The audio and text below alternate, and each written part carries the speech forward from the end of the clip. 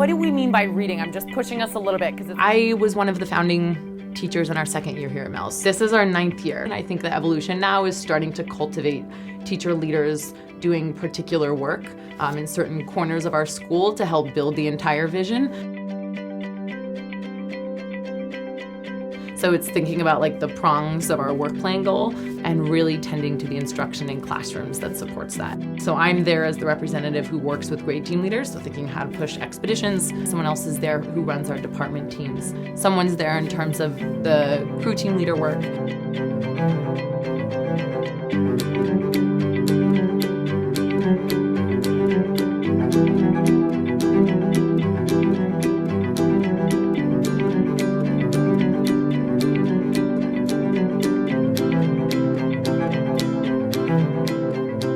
Shared leadership allows teachers to feel agency over not only their individual classroom and curriculum, but the school.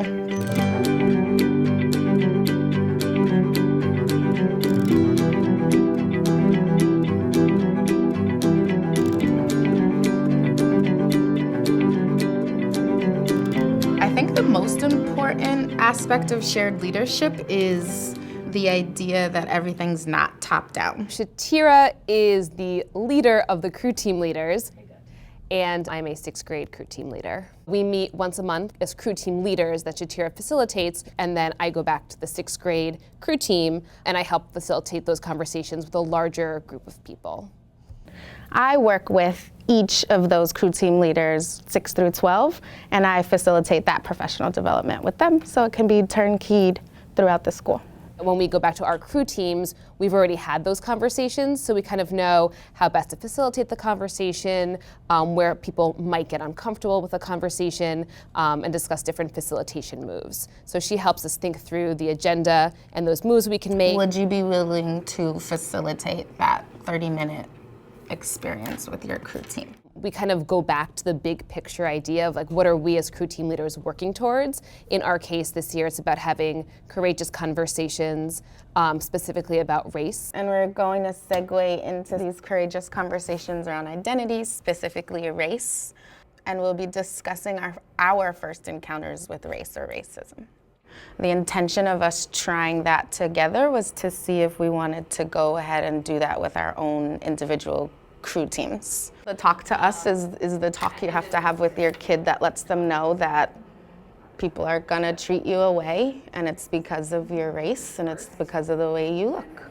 There has been a lot that have come out of both crew team meetings and crew team leader meetings, thinking about different people's needs and their backgrounds and where they're coming from in terms of their exposure to having these conversations. It wasn't until I went to college that I really was able to separate like what I came to realize were like really problematic views on race with my own identity. Things like white privilege, I think, is something that we're all grappling with as a school, trying to figure out how to have those conversations, both amongst ourselves and then with students.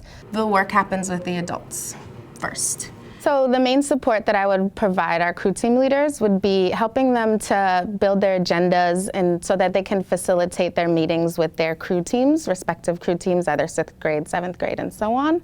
And so we're wondering, the reason we did this activity, as we know, is that we're wondering if this is something we want to do with our crew teams. I think that while I think that it's important that we practice being vulnerable, and we practice being thoughtful, and we practice like trying to figure this stuff out before we expect students to, I also think that it's a little bit disconnected. And sometimes because I think we're missing the through line. Our crew team leaders feel like they can push back so that multiple perspectives are heard and seen in the meeting. I feel like it can always connect. And so I would like to actually do it with more frequency in a way that feels like some really meaningful connections and changes can be made. Teachers feel more ownership and there's more investment and more willingness to reflect and change. And I think students feel that as well.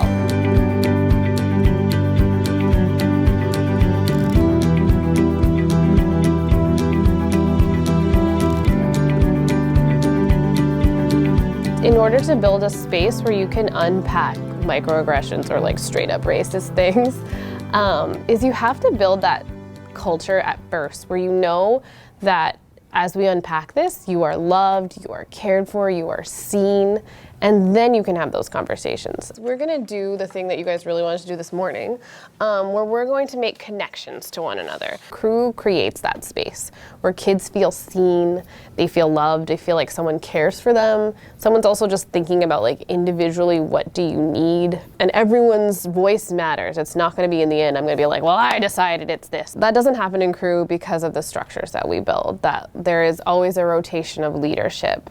We build consensus when we do things, that we do everything together. We're gonna do what is best for us as a group. I think the biggest piece when I think about this sort of vertical alignment of learning between team leaders, teams, and students is really the fluidity between teacher learning and kid learning. She said that I can relate because we are also having trouble with my family. So making sure that they come into this space and see themselves and feel seen also gives them agency to make a change. I had a student last year talk to me, and I think because of the space of Crew that she felt this agency about something she didn't like in the curriculum. And it was something I had missed and had not thought about, and I was like, thank you for pointing that out. I will make a change. Lauren can bring that to her Crew team, right? And then Kimberly can bring that to the Crew team leader space and kind of make that part of the feedback loop of learning.